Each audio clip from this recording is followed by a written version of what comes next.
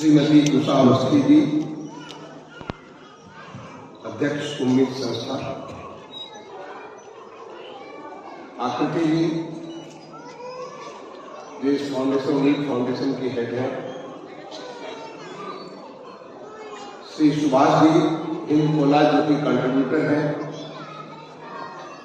अरुण भाटिया जी लघु उद्योग से, लघु उद्योग भारती से, आराधना सिंह जी उप सचिव उम्मीद संस्था, बलबीर सिंह जी जो इस संस्था से मुझे आपके साथ सरोकार करने का जो मुझे मौका दिया, और हमारे दो सहयोगी साथी अनिल पाठक जी डायरेक्टर सूडा और इंद्रजीत सिंह जी नगर आयुक्त लखनऊ। आज के इस कार्यक्रम में उपस्थित प्यारे बच्चों, उनके अभिभावक, अन्य देवियों और सज्जनों, आज उम्मीद संस्था के साथ जो बच्चे जिन्हें शिक्षा के साथ जोड़ा गया है, उनके साथ सीधे सरोकार करके मुझे बहुत ही खुशी हो रही है। एक कितना शुभ अवसर है जब ऐसे बच्चे जिन्हें भिक्षावृत्ति से बाहर निकाला गया है और उन्हें मुख्य धारा में जोड़ा गया है,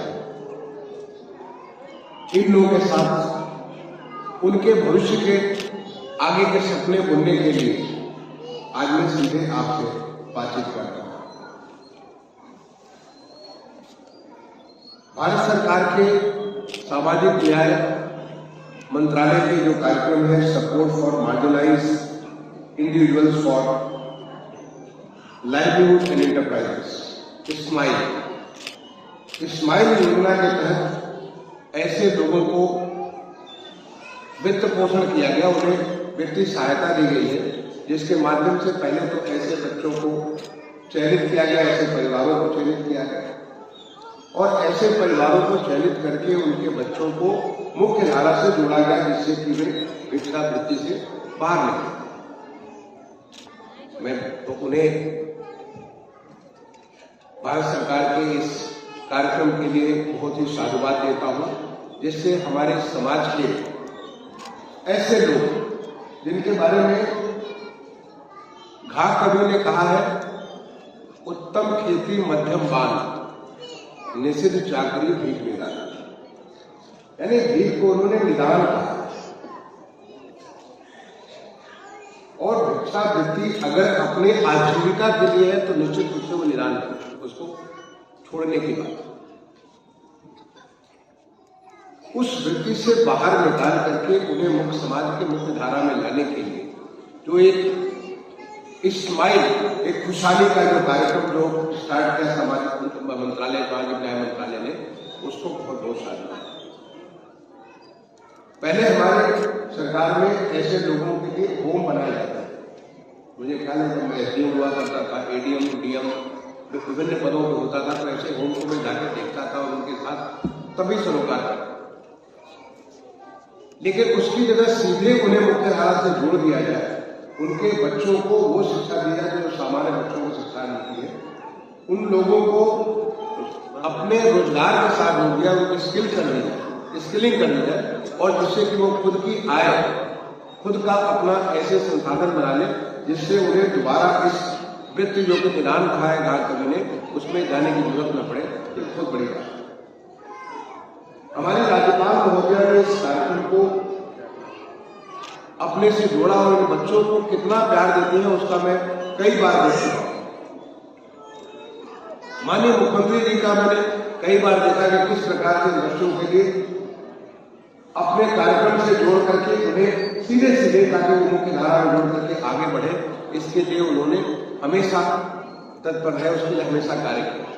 और इसी वजह से आज ये जो कार्यक्रम उम्मीद के माध्यम से एक मॉडल कार्यक्रम के रूप में आगे निकल कर गया है, जो दूसरों के लिए उदाहरण है। मैं उम्मीद संस्था को इस बात के लिए बधाई भी देता हूँ, धन्यवाद देता हूँ। उन तमाम सारे लोगों को जो इसकी सहायता भी करते हैं, जो इसे बाहर निकालने में मदद करते हैं, उन तमाम सारे लोगों का भी मैं अभिनंदन करता हूं।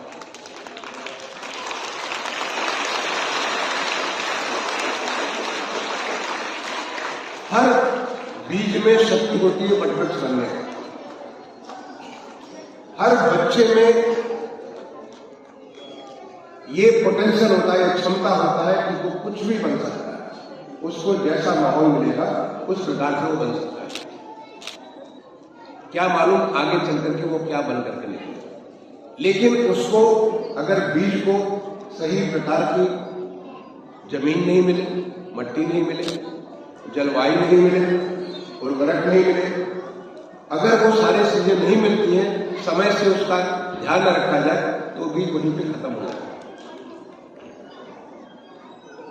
इसी प्रकार से किसी भी बच्चे को भी अगर उसको वो माहौल न मिले तो आगे चलकर के उसकी जो इतनी बड़ी क्षमता है, जो ईश्वर ने उसे प्रदत्त कर रखी है, भगवान ने उसे दे रखी है, उस क्षमता का विकास नहीं हो पाता और उसकी वजह से हमारा देश वंचित रह जाता। आज माननीय प्रधानमंत्री जी ने पूरे देश में सबका साथ, सबका विकास, सबका प्रयास, सबका विश्वास, इस मूल मंत्र के साथ पूरे देश के विकास का पिछले 10 साल से जैसे आप देख रहे हैं जिसे फर्क ला रहे हैं और जिसको सीधे धरातल पर जोड़ने के लिए हमारे माननीय मुख्यमंत्री जी ने पूरे प्रदेश में एक माहौल बना रखा है। हर एक को विकास के साथ जोड़ना है और विकास के साथ तभी जोड़ सकते हैं जबकि उसकी क्षमता का विकास करेंगे, जब आप उसे सक्षम करेंगे। कोई अपने मन से भिक्षावृत्ति नहीं करता, उसकी ऐसी मजबूरी है जिसकी वजह से भिक्षावृत्ति की तरफ वो अग्रसर होता है। तो अगर उसे आप प्रॉपरली, अगर उसको सही तरीके से उसको स्किलिंग कर दें, उसको वो क्षमता उस प्रकार के ऐसे उसके हुनर में बेहतरी कर दें, छोटी छोटी चीजें, चाहे वो कपड़ा सिलने की बात हो, चाहे यहाँ पे चिकन वर्क के बारे में बात हो, चाहे वो हमारे खाने पीने के सामान बनाने के बारे में, कोई भी किसी प्रकार का ऐसा हुनर जिससे वो वैल्यू एडिशन कर सके और मार्केट में उसके जो हुनर का वैल्यू मिल सके, उसका लाभ मिल सके, वो अपने आप अपने पांव पे खड़ा हो जाए। और आज इसी का प्रयास हमारे प्रदेश में जो सबका साथ और सबका विकास है, हर एक को जोड़ करके उसको स्किल करके एक बहुत सारी ऐसी योजनाएं, आप एक योजना के बारे में हमारे सूडा के डायरेक्टर साहब अनिल पाठक जी बता रहे, पीएम स्वनिधि योजना बता रहे थे कि किस प्रकार से जो स्ट्रीट वेंडर से हमारे रेहड़ी पटरी पे काम करने वाले भाई बहन हैं, जो कि अपना गुजर बसर करते हैं, कोई फल बेच करके, कोई सब्जी बेच करके, कोई जूता चप्पल बेच करके, कोई चाय पकौड़े बेच करके, जो एक रेहड़ी पटरी पे रह करके अपने जीवन यापन करते हैं, उनको कैसे सरकार ने हाथ थामा और हमारे प्रदेश में, देश में सबसे ज्यादा लगभग 18 लाख लोगों को इसका लाभ दिया। और आज हमारे रेहड़ी पटरी के भाई बहन लोग वो डिजिटल पेमेंट के माध्यम से, अपने मोबाइल फोन के माध्यम से पेमेंट करते हैं, उसको भुगतान करते हैं। आज वो जहां दूसरों पर निर्भर थे, कहाँ पे 100%, 200%, 500% तक, क्योंकि भारत सरकार में मुझे इस योजना को माननीय प्रधानमंत्री जी के मार्गदर्शन में बनाने का मुझे एक सौभाग्य मिला। और जब मैंने इसके बारे में देखा कि ये हमारे पटरी वाले लोग कितनी बड़े ब्याज दर पे लोगों से लोन लेकर के और हमेशा उसमें कर्ज में पड़े रहते हैं, उनको इससे मुक्ति मिली। और आज ये अपने आप, जिन्हें मैं नैनो एंटरप्रेन्योर्स कहता हूँ, एक सूक्ष्म व्यवसायी है, वो आगे बढ़ करके मिनी लेवल पे जाएंगे, फिर उसके बाद और बड़े लेवल पे जाएंगे और अपनी खुद की दुकान बनाएंगे। आज वो जो सड़क पे रह करके हलामत करते हैं, कल को खुद का सैलून बनाएंगे, सरकार उनको सहायता देगी। तो जो सरकार ने इतनी सारी योजनाएं बना रखी है, उन योजनाओं का लाभ हमारे जो भिक्षावृत्ति में लोग बने उन भाई बहनों को मिलेगा और उससे उनका परिवार खुशहाल होगा। उनका लाभ हमारे देश की अर्थव्यवस्था को, हमारे समाज को, हमारे जनपद को और हमारे प्रदेश को मिलेगा। ये हमारे नौनिहाल बच्चे, ये सारे बच्चों को जिस दिन मैंने देखा 26 जनवरी 2023 जब ये परेड कर, और इस साल तो कमाल हुआ, लखनऊ में उन्होंने परेड किया बड़े नंबर में, बल्कि इनकी अलग से एक झांकी भी चली भिक्षा से शिक्षा की ओर। एक पूरी झांकी पूरे लखनऊ वासी जो कि बहुत सारे लोग जो कि वहां पे एकत्र होकर के देख रहे थे विधान भवन के ऊपर, या तमाम सारे लोग जो टेलीविजन के माध्यम से देख रहे थे, या और बहुत सारे लोग जो कि यूट्यूब वगैरह के माध्यम से बाद में देख रहे होंगे, उन सारे लोगों को कितना एक गर्व की अनुभूति हो रही होगी कि ऐसे लोग जो कि भिक्षु में लगे हुए थे, ये लोग आज किस प्रकार से शिक्षा की तरफ अग्रसित है। और निश्चित मानिए कि ये हमारे बच्चे आने वाले समय में एक स्तंभ बनेंगे, अपने परिवार के लिए भी, अपने समाज के लिए भी, अपने जनपद, अपने प्रदेश और अपने देश के लिए भी। इनमें से अच्छे खिलाड़ी भी निकलेंगे, इनमें से अच्छे लेखक भी निकलेंगे, इनमें से अच्छे प्रशासक भी निकलेंगे, इनमें से अच्छे पुलिस अधिकारी भी, मिलिट्री के अधिकारी भी निकलेंगे, इनमें से राजनीतिक लोग भी निकलेंगे। ऐसे तमाम सारे आज जो बलबीर जी जो आप बात कर रहे हैं, कल को आपको अभी तो 2 साल से काम है, आने वाले समय में आपको गर्व की अनुभूति होगी कि देखिए हमारा बच्चा कहां से कहां चला गया। क्योंकि एक बार उसको मौका मिला, फिर आप ये मान के चलिए वो बच्चा बनेगा, उसमें कोई रोक नहीं सकता। एक बार उसमें ललक बन गई, उत्कृष्टता की ललक बन गई, उसमें अगर सेंस ऑफ एक्सेलेंस आ गया कि हमें अपने उत्कृष्ट प्रदर्शन करना है, तो हर बच्चे में वो क्षमता है, वो वटवृक्ष बन सकता है। चाहे जिस भी फील्ड का वटवृक्ष बने, लेकिन वो बन सकता है। वो पत्रकार बनेगा तो बहुत बड़ा पत्रकार बनेगा, अपने परिवार का भी, अपने प्रदेश का, अपने देश का नाम रोशन करेगा। जब इन बच्चों को देखते हैं, इन बच्चों को देख करके मैं चाहे राजभवन में कार्यक्रम में इन बच्चों को देखा, मैंने 26 जनवरी कार्यक्रम में बच्चों को देखा, देखिए कितनी गर्व की अनुभूति होती है कि ये बच्चे कल को जो सड़क पे जहां मांगते हुए नजर आते हैं, आज ये बच्चे पढ़ रहे हैं, और कल को ये बच्चे हमारे जैसे प्रशासनिक अधिकारी बनेंगे, पुलिस अधिकारी बनेंगे, मिलिट्री अधिकारी बनेंगे, बच्चे बड़े खिलाड़ी बनेंगे, क्या नहीं बनेंगे। ये सारी की सारी क्षमताएं बच्चों में है, केवल उनमें इस बात का ये सोच आने की जरूरत है कि हम सब कुछ कर सकते हैं, क्योंकि हम में और किसी अन्य बच्चे में कोई फर्क नहीं है। नहीं बच्चों, तुम में और अन्य बच्चों में कोई फर्क नहीं है ना? नहीं है, बोलो बच्चों, नहीं है? नहीं है, बिल्कुल नहीं है। क्योंकि भगवान ने जैसे तुम्हें 2 हाथ दिए, ऐसे अन्य बच्चों को 2 हाथ दिए, जैसे तुम्हें 2 पाँव दिए, तो वैसे अन्य बच्चों को 2 पाँव दिए, तुम्हें 2 आंख दिए तो उन्हें भी 2 आंख दिए, अगर तुम्हें 2 नाक दिए तो उन्हें भी 2 नाक दिए। जो चीज तुम्हारे पास है वही अन्य बच्चों में है, कोई फर्क नहीं, उनमें और तुम्हें कोई फर्क नहीं। फर्क केवल सोच में पड़ता है। अगर तुम्हारी सोच ऊंची है तो निश्चित मान कर चलो कि तुम ऊंचाइयों को हासिल करोगे, जो ऊंचाइयां तुम्हें इंतजार कर रही है। ये देश इंतजार कर रहा है कि हमारे हर बच्चा क्षमतावान बने, समृद्ध बने, हर बच्चा हमारा सामर्थ्यवान बने, ये देश इंतजार कर रहा है।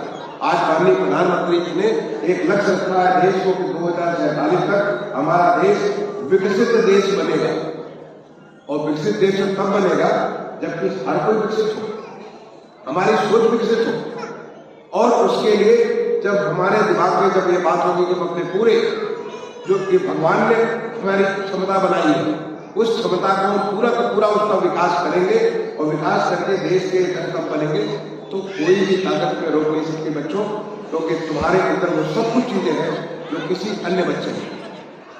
आज आपको माहौल मिला, आज आप जाते हो हमारे सामान्य प्राइमरी स्कूल में जाते हो, जहाँ अन्य बच्चे पढ़ने आते हैं, वहां पे आप भी पढ़ते हो।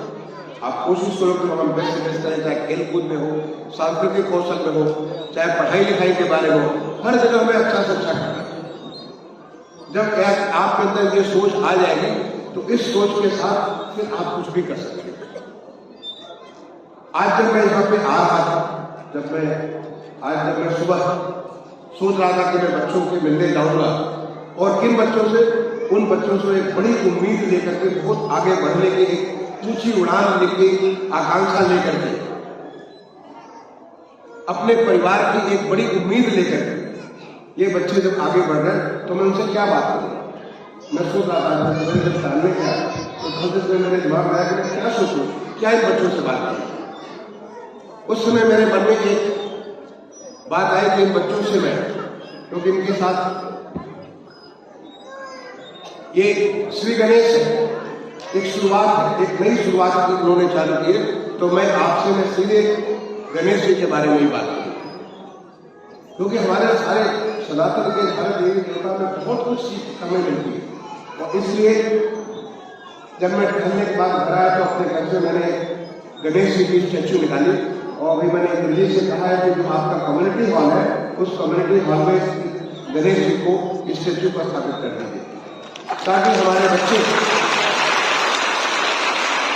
गणेश जी से सीखें और आप अपने अंदर उन सारे गुणों को लाने की कोशिश करें जो गणेश जी हैं।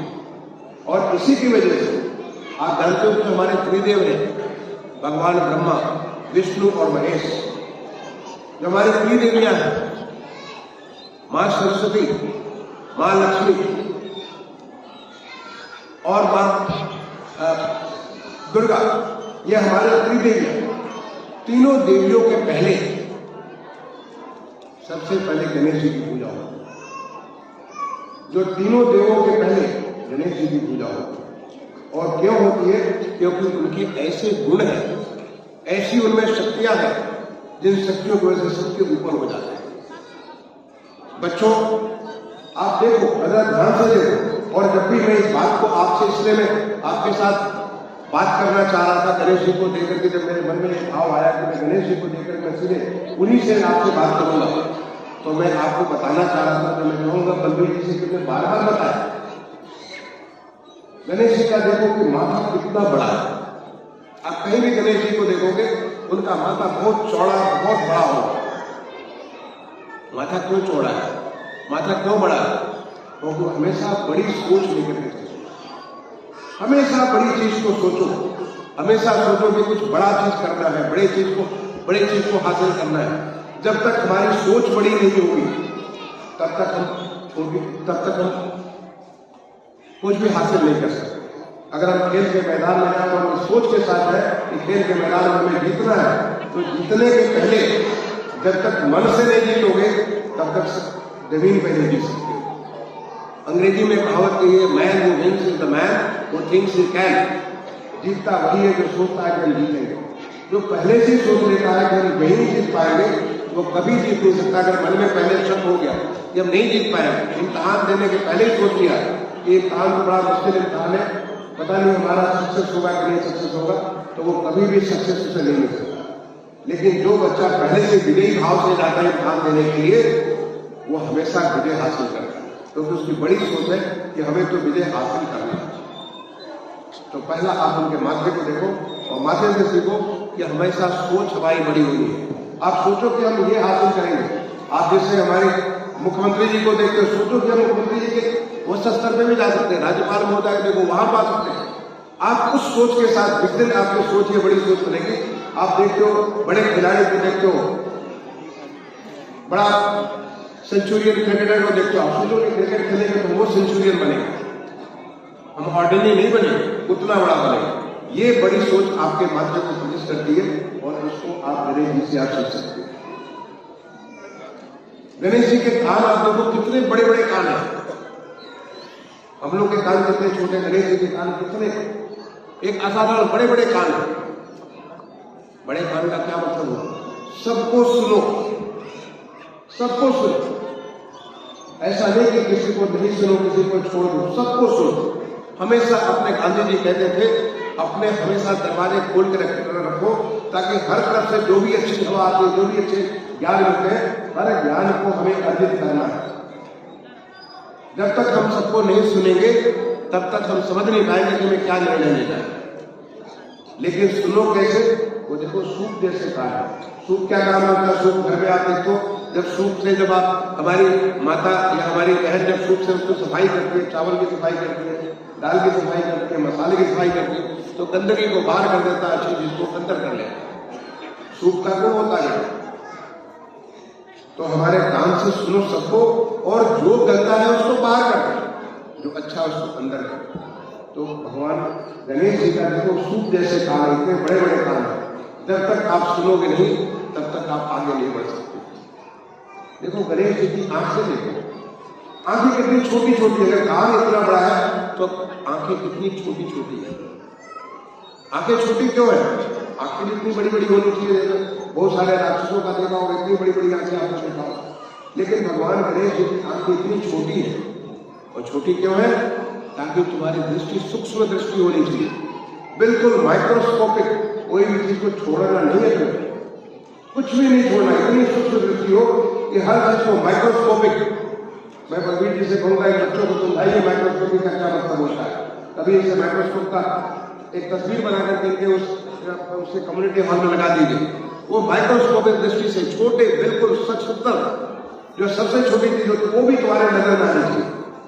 बड़ी बड़ी आदमी तो बच्चों छूट जाएगी, छोटी छोटी छूट जाएगी तो बड़ी पिक्चर को देख पाओगे, छोटे पिक्चर को कभी देख ही नहीं सकते। तो दृष्टि हमेशा हमारी सूक्ष्मतम होनी चाहिए। ये हमारी आंखें ऐसी छोटी होती है गणेश जी। अब आप उसके नीचे देखो, गणेश जी का नाक देखो, कितनी लंबी नाक है, कितनी लंबी नाक, इतनी लंबी नाक क्या जरूरत है? नाक तो हमारी छोटी है, उसी से हम सब कुछ सूंघ लेते हैं, लेकिन गणेश जी की नाक कितनी लंबी है? वो नाक इतनी लंबी इस नाते है कि ताकि एक दूरदृष्टि हो, सारी की सारी हम सारी चीजों को देख सके, दूरदृष्टि। नाक से जो आप देखते हो, हाथी को देखते हो, सूंघ लेता है, वो दूर से सूंघ लेता है, नाक के माध्यम से वो नाक से उसकी सोच विकसित होती है, उसकी जो एक मेधा विकसित होती है, उस मेधा को उसकी नाक विकसित करते, कभी बाएं कभी दाएं, कभी ऊपर कभी नीचे, हर तरफ हमारी जो ये शक्ति है, ये शक्ति का हर तरफ संचालन हो। ये हमारी नाक इतनी लंबी है, उस नाक के माध्यम से बहुत कुछ चीजें, सारी की सारी चीजें इस प्रकार के दूरदृष्टि रखोगे, जब सब तरफ देखोगे तो फिर आपसे कुछ नहीं छूटने वाला है। तो आपकी सूक्ष्म दृष्टि हो और दूसरी दूरदृष्टि भी हो, दूर तक चीजों को देख सकते हैं। अगर आप नीचे जाओ तो देखोगे चाहते हमारे गणेश जी का पेट कितना बड़ा होने का, लंबोदर कहते हैं, लंबा उदर, इतना बड़ा उदर है उनका, इतना बड़ा पेट। आप सोचो कि बड़े पेट होंगे, ऐसा नहीं बहुत ज्यादा खाते हैं गणेश जी। ये इस बात को सिग्निफाई करता है कि हर चीज को पचाने की शक्ति रखो। आप बहुत सारी बातों को सुनते हो, सारी बातों को पचाने की शक्ति रखो। हमें डाइजेस्ट करना है, अच्छी बुरी सब चीजों को डाइजेस्ट करना है, और अच्छी चीज को ही ग्रहण करके, जो मैंने कहा कि सूप वाली जो चीजें उसको करना है, तो हर चीज को डाइजेस्ट करने की शक्ति एक लंबोदर है। और देखो मुंह कितना छोटा है, नाक बड़े हैं, कान बड़े हैं, आंख छोटी है, लेकिन मुंह कितना छोटा है। बोलने के लिए वही बोलो जो सही है। अगर आप अनावश्यक बोलोगे, अनावश्यक मुंह बोलोगे, तो आप समझ लो कि आपके खुद के व्यक्तित्व का ह्रास होगा। आप में जब यह मुंह आपका छोटा होगा, तो मुंह छोटा होने के बाद बोलो वही जो सही है, बोलो वही जो जरूरत है, बोलो वही जिससे कि हमारे संस्कृत में एक श्लोक है, सत्यम ब्रयात प्रियम ब्रयात नव ब्रयात सत्यम प्रेम सत्यम का नाम ब्रयात। ये धर्म सनातन, हमारे सनातन धर्म में कहा गया है, ऐसा बोलो जो कि सत्य भी हो और प्रिय भी हो। ताकि इसका मतलब बोलने के पहले चीजों को ऐसी वाणी दे दिए, जावे मैं कबीरदास का दोहा में याद कर रहा हूं, मन का आपात हो, ऐसी वाणी बोलिए मन का आपात हो और वो शीतल करे और आप भी शीतल हो। देखिए कितनी बढ़िया कबीरदास ने बचपन में दुआ कहा था, कितनी बढ़िया कबीरदास ने कहा, ऐसी वाणी बोलिए मन का आपात होए और वो शीतल करे आपन शीतल होए। मैंने हम ऐसी बोली बोले जिससे कि दूसरों को भी, उनके लिए भी शीतलता दे और हमारे लिए भी शीतलता दे। ये है हमारे गणेश जी का जो रूप होता है, उसका ये बता। और उनका दांत देखो तो एक ही दांत है उनका, एक दंत है, दोनों दांतें। एक दांत तो आपको कहानी सुनी होगी कि कैसे टूट गया था, और जो पूरा का पूरा हमारा वेदों की रचना हुई भगवान गणेश जी ने, उसमें इतनी शक्ति थी उस एक दांत में, जिससे सारा का सारा वेद एक तरफ वेद व्यास जी बोलते चले गए और हमारे गणेश जी लिखते चले गए। सारा का सारा वेदों का रचना उन्होंने कर दी थी, सारा करके नैमिषारण्य में उसका वाचन किया गया। यानी जो जरूरत है, जितनी जरूरत है उतना ही रखे, हमें उससे ज्यादा रखने की जरूरत नहीं। यानी भगवान की जो भगवान गणेश की जो आकृति है, उस आकृति से कितना कुछ सीख सकते हैं और उससे भी आगे। जो उनका वाहन है, आपको दिख रहा होगा छोटा सा मूषक वाहन। आपको लगता होगा कि मूषक वाहन पे गणेश जी क्यों चलते हैं? बाकी सबके तो वाहन बहुत बड़े बड़े, किसी के बड़े पक्षी हैं, किसी के बड़े जानवर हैं, किसी के बड़ी बड़ी चीजें हैं, लेकिन गणेश जी का वाहन इतना छोटा मूषक वाहन क्यों है? क्योंकि मूषक वाहन मूस कहीं भी पहुंच सकता है, उसके लिए जगह नहीं थी। वो सब जगह सर्वशक्तिमान है, सर्वविद्यमान है। सभी जगह आप घर में जहां देखोगे वहां पे चूहे को आपको बड़ा आश्चर्य होता है कि तरफ हमने तो बहुत छोटी जगह छोड़ी है, फिर भी चूहा उसके अंदर घुस जाता है। कहां से घुस जाता है? क्योंकि उसकी अप्रोच सब जगह है। ये हमारे भगवान गणेश जी से जो मेरे मन में आज मैं सुबह टहल रहा था, टहलते से मेरे मन में बात है कि बच्चों से मैं क्या बात करूं, तो मेरे मन में आया कि बच्चों को मैं गणेश जी को दूं, और जो कि भगवान शिव जो महादेव है, देवादेव है, उनके गणों में सबसे बड़े, उनके गणों के ईष्ट जो गणेश जी हैं, उनकी ही बात को मैं उन्हें देकर के बच्चों से बात करूंगा। बच्चों, अगर इन बातों को अगर तुम एक बार सरोकार कर लोगे तो दुनिया की कोई भी ताकत तुम्हें रोक नहीं सकती। आज हमारे देश में जो माहौल बना हुआ, या हमारे प्रदेश में जो माहौल बना हुआ, ये सबके विकास का माहौल बना हुआ। आज हमारे देश में देश को विकसित करने का माहौल बना हुआ। हर क्षेत्र में, चाहे अंतरिक्ष हो, चाहे वो समुद्र हो, चाहे वो हमारे किसी भी प्रकार के इंफ्रास्ट्रक्चर हो, हर जगह अगर आप देखोगे कहीं भी, अभी आप बहुत छोटे बच्चे हो, आगे चल करके आप देखोगे कि हर क्षेत्र में आज हिंदुस्तान एक बुलंदी के साथ तेजी से बढ़ रहा है। और जैसे हिंदुस्तान बढ़ रहा है, उसी चीज को हमारे मुख्यमंत्री जी ने उत्तर प्रदेश में हर चीज को धरातल पे लाकर उसी रफ्तार के साथ जो माननीय प्रधानमंत्री जी की अपेक्षा है और जो उनकी विजन है देश के प्रति, उस विजन को जमीन पे उतारने के लिए माननीय मुख्यमंत्री जी ने ऐसे तमाम सारी चीजें की है। हर क्षेत्र में उसको परिवर्तन किया है। जैसे बच्चों, आप जाते होंगे प्राइमरी स्कूल, जाते हो, आपको नजर आता होगा प्राइमरी स्कूल का नजारा बदल। मैं खुद एक गांव के प्राइमरी स्कूल में पढ़ा हूं। बचपन में 12 साल, करीब 11.5-12 साल मैंने बचपन अपने गांव में गुजारे। तब हमारे गांव में प्राइमरी स्कूल में कुछ नहीं, 1 कमरा 1.5 कमरा होता था, ताकि सारी पढ़ाई पेड़ के नीचे हुआ करती। लेकिन आज मैं अपने ही गांव जाता हूं और इतनी अच्छी महसूस, अच्छा फीलिंग होती है कि हमारे स्कूल जो है कायाकल्प के माध्यम से पूरे के पूरे परिवर्तित हो गए। बहुत अच्छा फील होता है, मुझे अच्छा लगा। यहाँ हिंदी बोला कि स्मार्ट क्लास बनाते हैं, एक अभियान चला हुआ है पूरे प्रदेश में स्मार्ट क्लासेस बनाने की, एक अभियान चला हुआ है पूरे प्रदेश के स्कूलों को बदल देने, उनमें वो सारी सुविधाएं दे देने। मुझे खुशी हुई कि आपने आंगनबाड़ी के माध्यम से 5 साल से कम के बच्चों को जोड़ा। आज आंगनबाड़ी को परिवर्तन करने की एक लहर आई। कल ही एक आंगनबाड़ी का एक कार्यक्रम था, माननीय मुख्यमंत्री जी ने कल 3000 से ज्यादा आंगनबाड़ी कार्यकर्ता बहुत सालों के बाद उनको उनकी प्रोन्नति करके भर्ती की। और आने वाले समय में जितने भी हमारी आंगनबाड़ी के जो हमारी रिक्तियां, उनको सारी की सारी भरने की पूरी की पूरी एक अभियान ऑलरेडी शुरू हो चुका है। और साथ ही साथ आंगनबाड़ी केंद्र जो हमारे खुद के बन रहे, करीब 18,000 से ज्यादा केंद्र पिछले 6-7 साल में बन रहे। इन आंगनबाड़ी केंद्रों को भी पूरी तरह सुसज्जित करने के लिए बच्चों को बैठने की जगह हो, बच्चों को प्रारंभिक शिक्षा, जो शुरुआत की शिक्षा जो उनकी नींव रखी जाती है, पहले शुरुआत के 5 साल के अंदर जो नींव रखी जाती है, उसकी पूरी व्यवस्था हो। उनके स्वास्थ्य के लिए, उनका कैसे उनका स्वास्थ्य, उनका बेहतर एक कैसे ग्रोथ हो रहा है, कैसे उनका जो है उनका स्वास्थ्य बेहतर हो सकता है, ताकि आने वाले समय में वो एक सक्षम नागरिक बन सके, एक सशक्त और स्वस्थ नागरिक बन सके। उसकी पूरी की पूरी व्यवस्था हमारे आंगनबाड़ी में, इस प्रकार की व्यवस्था पूरे प्रदेश में की जा रही है। अगर आप जा करके देखो तो हमारे, आप खुद महसूस करते होंगे जब आप आंगनबाड़ी केंद्र में जाते होंगे, हमारी महिलाएं जब जाती होंगी, उनके लिए पोषण की जो व्यवस्था वहां पे कर रखी है। बच्चों को गर्म खाना, जो हॉट कुक मील, उसकी व्यवस्था हमारे आंगनबाड़ी केंद्रों में की गई है, ताकि इन बच्चों को सुपोषित कर सके। इन बच्चों को जब हम सुपोषित करेंगे, उन्हें अच्छे पोषण देंगे, तो वो स्वस्थ होंगे, वो पूरे सामर्थ्यवान होंगे, शक्तिमान होंगे, और वो फिर आगे बहुत कुछ कर सकेंगे। यानी आपके लिए वो माहौल पूरा का पूरा बना हुआ है जिस माहौल का आप लाभ ले सकते। लेकिन यहां मैं ये भी कहना चाहूंगा कि कई बार माहौल बहुत अच्छा होता है लेकिन हम पीछे हट जाते हैं, हम उसका लाभ नहीं ले पाते।